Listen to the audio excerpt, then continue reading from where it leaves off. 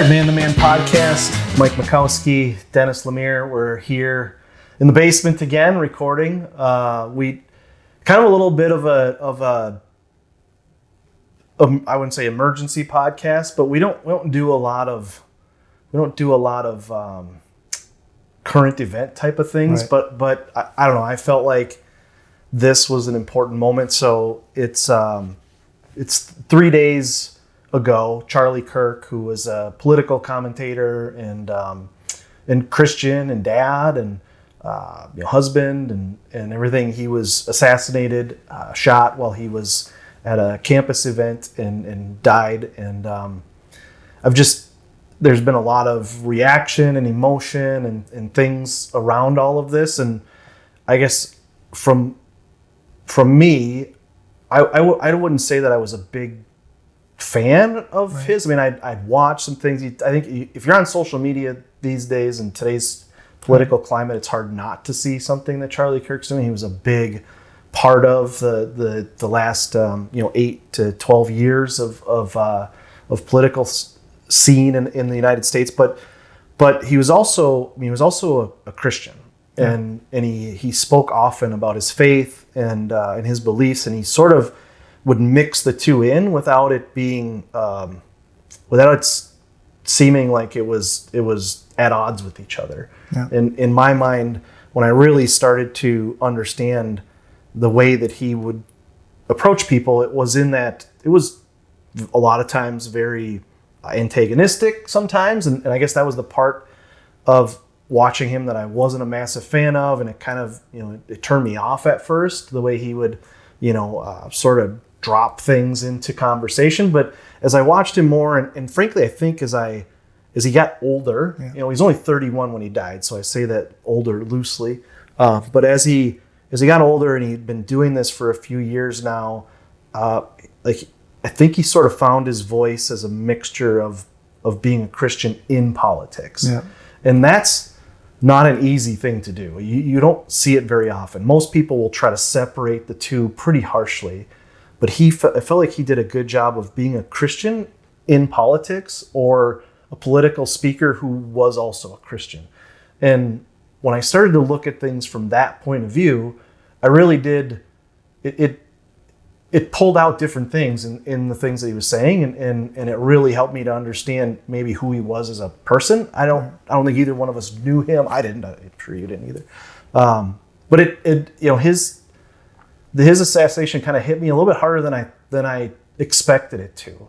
We were in Italy, and we just somebody texted me and said, "Hey, did you see what happened to Charlie Kirk?" And I had no idea, and pulled up my phone, and I was like, "Holy crap!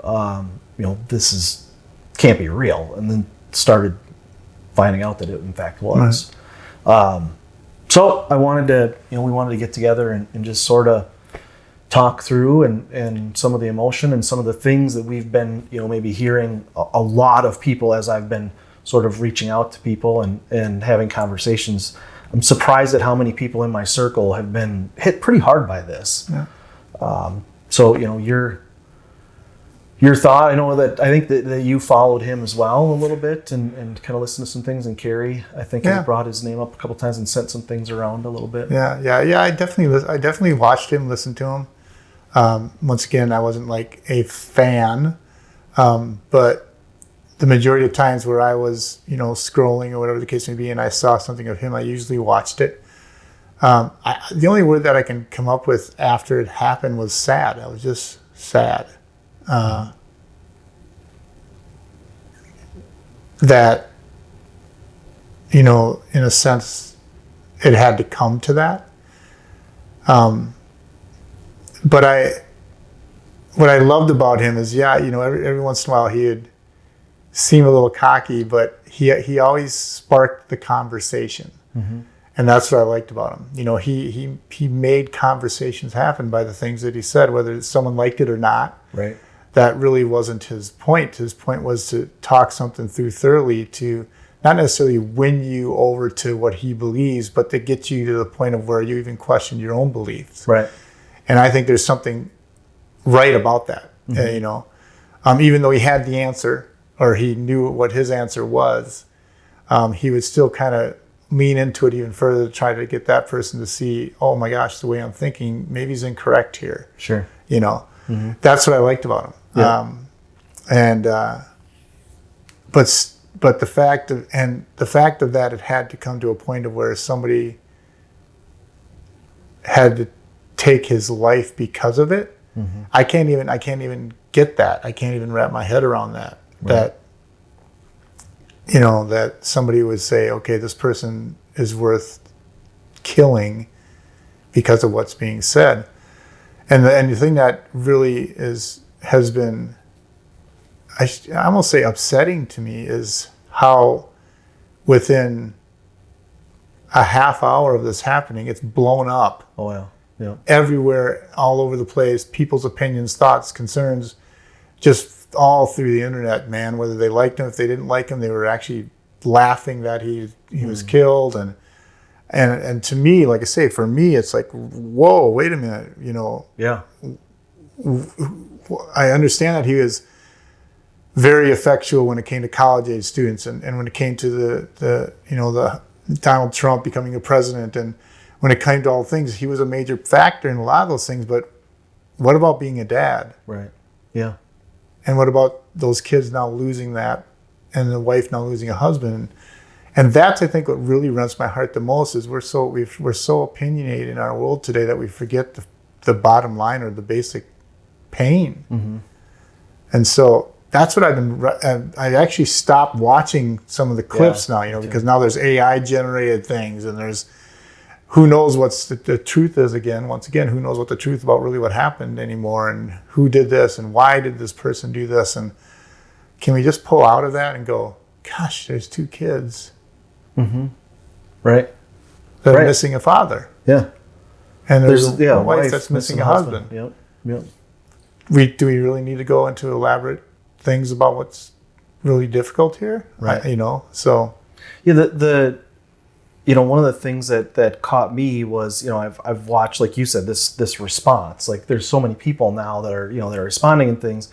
And one of the positive sides that I've caught out of all this is all of the Christian people, mentors that he had been going to recently. So I heard, Wesley Huff, who's a guy who does apologetics and things, and is a historian, sort of Bible scholar, like studies the Dead Sea Scrolls and things like that kind of scholar. He's from Canada, but he said that Charlie had reached out to him and said, hey, I have things that I need to learn, right? And then I was listening to Mark Driscoll, who said, that Charlie had reached out to him and said, hey, I've sort of accidentally become somebody who people are coming to for advice and things, quotes and things, on Christian values and how it fits in our society. And he said, Mark Driscoll says, he said, I'm wholly unqualified to have these conversations. Can you help me? Wow. Right. So he was going to these people. It's like he realized that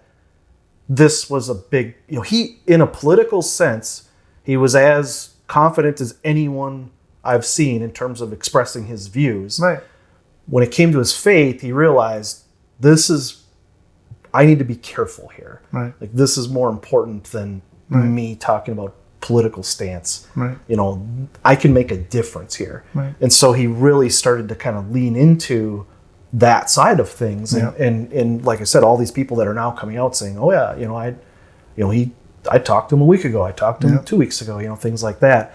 I was watched Erwin McManus and his son, and they were saying that they have people in their circles that were close friends of his and of Charlie's, and were talking to him. So, the fact that he realized this, it's just sort of, caught me a little bit, and you realize that there's a bigger picture going on here, right? I mean, who knows what he goes on to do, right? And right now he was a political figure who's also a Christian, but who knows if he continues down this road. He's only 31 years old. Yeah.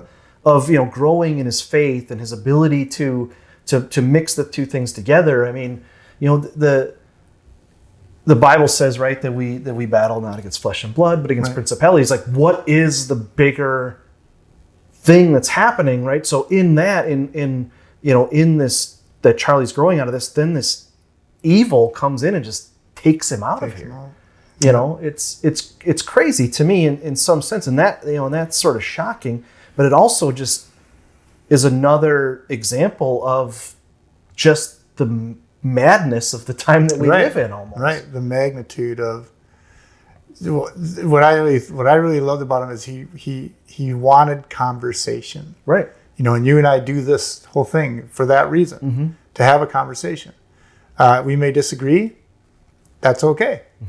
We may even get mad at each other. That's okay. We may even dislike one another a little bit. That's okay. But where it turns evil is when you need to erase this person from the planet. Right. You know, but that was the other thing I loved about him. He wanted to have dialogue, and he was willing to accept somebody else's opinion if he really thought, that makes a lot of sense. I heard him say that multiple times. He goes, you know, I don't know about that, and I'll have to take a look at that. And when you think about the world today, in fact, it just happened to me before I got here. I gave my opinion to one of the guys I work with on something, and he just went off. Just like, well, you know, we're trying to do that. And I said, dude, I'm just sharing my opinion. Yeah, but well, if you think you could do it better, then why don't you do it? And I'm like, what just happened? Yeah. And that's what I think he was starting to debunk, was that whole blowing up at each other, but having true conversations through those things. Right. And that's why I think one of the reasons why I really believe, it's evil that took him out. I'm sorry, but it's the devil that took him out. And because I think he was actually starting to bring back conversation. People just having conversations about tough issues, tough beliefs, and being able to walk away from that okay. Right. Yeah, I think one of the things, you know, and I say this to my boys all the time, right, is it's okay if you disagree with me. Yes. But have it thought out. Right. Don't come to me with, you know, you're wrong. Why? Well, because you are. Yeah. No, that's not how this works. Yeah. You know, I'm fine if you come to me and say, I think you're wrong. Yeah. But have a thought out reason for why it is. Right. And that is one of the things that I think he did, was when people came to him and said, you're wrong in this, he wouldn't just, no, I'm right, and just do this, you know, you are thing, right? No, it was, okay, if I'm wrong, explain to me how I'm wrong. Exactly. It what that does is it's not an opinion anymore when it's been thought out, studied, and looked at. Right. Without thought, thinking it out, without searching, you know, for information, all that kind of stuff. It's just your opinion. Everybody's got their opinion, and that's what makes it different, right? You can come and just say, well, in fact, this person said that to me. He goes, you're just wrong. I'm like, how can I be wrong? Right.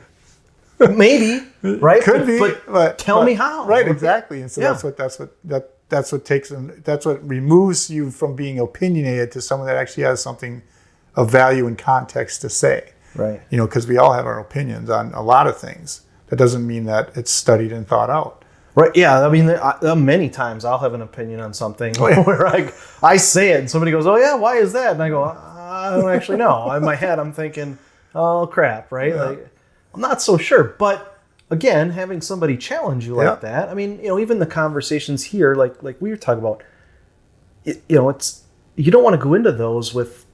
We don't want to go into these conversations when we're talking about something that's a little bit more pointed. This is sort of an off-the-cuff conversation about, you know, observations and things. But, you know, very, very often the conversations that we have, both of us are doing some study outside of this to come into it to offer something that's not just an opinion, but a researched idea of, you know, or at least examination of what we're trying to say. And I think that Charlie really did that, and which to me makes it even crazier that then someone had to kill him because of that. Right. He wasn't just out there saying, I'm right because I'm right and you're wrong. Right. He was out there saying, I'm right, and here's the reasons why I think I am. Right. And literally, if you know, the sign over the top of his head when he was shot said, prove me wrong, right? He was inviting people to have discourse and to prove him wrong. Right. And yet they couldn't. No. And so because they couldn't, they took him out. Right. You know, and it's to me, this is something different than what we've seen. We've seen a lot of political discourse in the last, 40 to 60 years, but we haven't seen this level, I would say, since, the 60s in the MLK, JFK, Robert Kennedy type of time frame where they were taking people out, for their beliefs. We don't see that as much anymore. It's here in America, at least. Right. Well, when you think about really, there's two. It seems like there's two choices that you hear now. Is, oh my gosh, this is going to be the start of something great, right? That people are going to remember him and they're going to move his message forward. So like this, and then you got the other side where you got the other thing is, so you got that one part of it, or it's the other one where, man, I'm not going to say anything, I get shot. Right. Yeah. The fear. Yeah. Oh yeah. Then there's that fear side of where, I mean, get up at a men's event and, I do some teaching at a men's event, and all of a sudden I'm teaching on some stuff about what I consider men to be like. Well, somebody in the audience may not like it. Well, so I mean, that's kind of the dichotomy we have here is this, obviously we want it to be moving forward. We hope that it does spark some people to start carrying his message and continue to do what we're doing, which is sparking conversations, whether we agree or not agree. At the same time, if the enemy can take him out, he can definitely fill the world full of fear too. Mm-hmm. And I'm just going to shut down, be quiet, not be a part of anything, get alone, and seclude myself. So it's like, it feels like there's a lot of pressure to do that in our society. And by do that, I mean to sort of pull back and not maybe be as loud and maybe not be as, outward with your thoughts and the things you feel, right? There's a lot of let them be them and you be you, and we don't have to cross, right? I mean, it's everyone's sort of going to do their own thing. Yeah. Britt, my wife and I, we that Britt's my wife, but they might not. But so point being, we often have conversations about this, gentle parenting and thing, and it's pretty much like let kids do whatever they want to do, and try not to get in their way.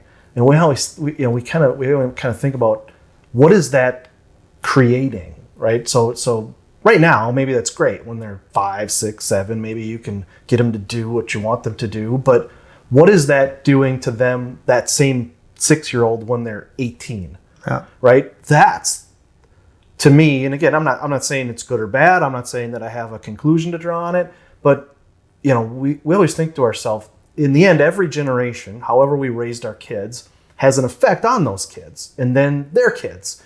Our parents, they shoved us out the door when, in the summertime, it was like, see ya. 9:00 in the morning, beat it, come home when the streetlights come on. Play, right? And just go. And, and we just went. Now I have an app on my phone that tells me where my kids are at any given time, where I could literally track them to the exact place that they are. Right. My parents never knew where I was during the day. We were just gone as long as we came home at night. So, what does that mean when they become adults? Right? For me, I can easily do anything on my own. I have no problem being on my own. If I, at work, if I get a task, I don't need a team of 15 people to help me or to encourage me or to ask me how I'm doing. I'll get it done. Right. You just give me enough time and the skill set to do it, and I'm going to get it done. Right. That's because I had to do that my whole life. Right. Now, when these kids that have been kind of, pushed along their whole life get to be 18, 19 years old, what does that breed? So how does that relate to the conversation we're talking about? Well, if we're not allowed to have conversation anymore, if disagreement is not okay, because God forbid somebody might have some negative emotion towards the disagreement that you have, where does that put us in 14, 15 years as a society? Because we're no longer allowed to have disagreements. If the person disagrees with you, you're their enemy. Yeah. And frankly, if they get too far out of line, it's okay to kill them. Yeah. That does not seem like a great place to go. It doesn't seem like a good trajectory at all. And a society to go to. So when you say, we hope that this spurs, it better spur something positive, because the negative side is really negative. Well, and then that was one of his biggest messages was the fact of like, get married, have a relationship with Jesus Christ, get married and have kids. Right. And when you think about today's day and age, just that thought, like you're saying about where these kids, adults are choosing not to have children. Right.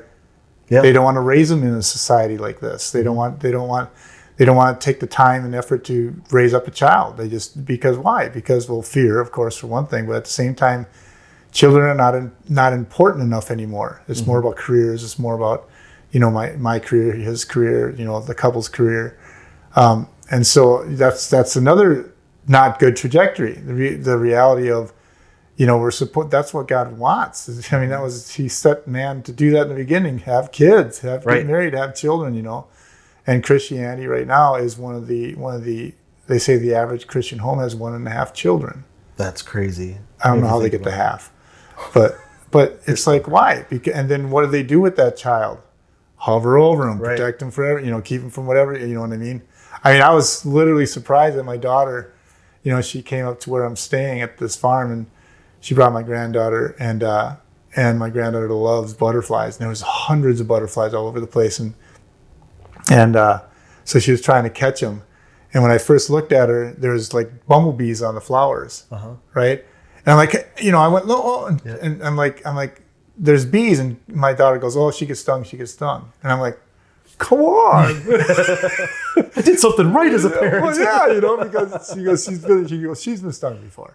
Yeah. And but anyways, all that to say is that society is starting to norm into the difficulty of the times, and so because the times are difficult, because kids are being influenced in such really not good ways, we're just going to choose not to have children, which it ruins a lot. I mean, it tears down a family structure in general, and it leads to so many other things. Oh, I believe, and I think Charlie used to say all the time that he would, when he would like you said, he would talk about, hey, believe in God, get married, and go have kids. Yeah. And he would talk about how that would drive down the divorce rate. Yeah. Right. And the families, the broken families in this world, and that would take down crime rates and everything else. Right. Is having that nucleus of a family there in terms of being able to make healthy people. Right. And well-rounded people. Right. Is those things would do that, and we're moving so far away from that. Yeah. And and the fact that was divisive. Believe in God, get married, and have children. That's a divisive statement right now. So divisive that they killed him. Yeah. That someone killed him. Right. Because of that sentiment. Yeah. And then it goes a step further, which it drives me nuts. I mean, when people start to make their opinion on why this person did, you know what I mean? I mean, there's only one person that knows our hearts, and that's God. I mean, realistically. So for us to stand back and, get all this information into us and think that we knew the heart of Charlie Kirk, right? Kirk, yeah. Charlie Kirk. We knew the heart of the person who shot him. No, we don't. No, we don't. You can tell. The Bible's very clear that you can tell who they are by their fruit, right? And so you can see a person's heart by the fruit that they produce. And when you look at the fruit that Charlie produced, although there may have been some disagreements in his belief system, the UK, right? Yeah, yeah. There's huge protests. Over 1 million people going there. On, yeah. And they're chanting his name. Okay, that's pretty good fruit, right? You know what I mean? So I mean, if you can't judge a person's character, but you can judge them in one way by their hearts, by their fruit. And I'm telling you, the fruit of his life and what he did, although it may be controversial in some ways, look at all the people that loved him, celebrated him. I mean, his wife was incredible. His family was incredible. I mean, when you pull back the page and you pull back all the internet and you pull back everything like this and just step back and take a look at his life as a dad and as a husband. This is a guy that, didn't smoke, didn't drink, rarely swore, from what I understand. Again, I don't know him, but from everybody that's been saying, rarely swore. Was married to one woman, and had kids, was raising kids. I mean, he was... Of all of the people, right? I mean, we have so many of us are have made mistakes and done things and made bad decisions. And this dude, again, said controversial things at times, but lived a clean life overall. It's funny, and I don't want to. I keep trying to stop myself from going here, but Jesus came into this world and was expected to be this, like the Messiah was supposed to be this, the king over the Israel, right? Yeah. It was thought by the Jewish leaders of the time that he was going to be a political and military leader to rescue Israel from the Roman Empire. And again, I was just in Italy, so like all of these things, I'm seeing all of these historical things, right?